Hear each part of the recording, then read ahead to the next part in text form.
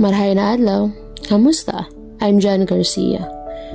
Bago sa larangan ng social media, kung saan malaya ang lahat na magpakita ng gusto nilang ipakita at ibahagi ang gusto nilang ibahagi. At ngayon, susubukan kong ibahagi sa inyo ang aking kwento. Ito ang simula ng aking pagpapakilala. Galing pa sa Bicol, nakipagsapalaran dito sa Manila upang subukang hamunin ang kapalaran. Ano ba ang kinabukasan kung sa syudad ay makikipagsapalaran? Halos 5 taon nang nakakaraan nang mamulat sa realidad.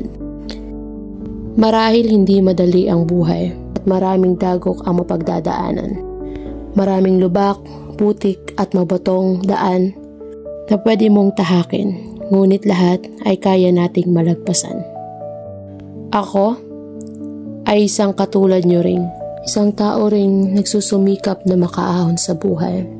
Pero bago yan, nais kong ikwento sa inyo ang lahat kung paano ako nagsimula.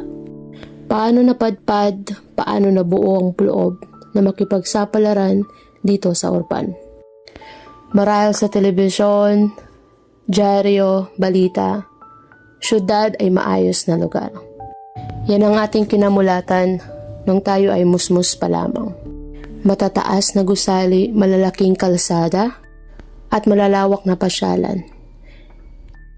Iilan pa lamang yan na ang buong akala natin ay tila malaparaisong lugar. Ngunit sa likod niyan ay kamustahin natin ang totoong kalagayan. At dito, nagsisimula ang aking kwento.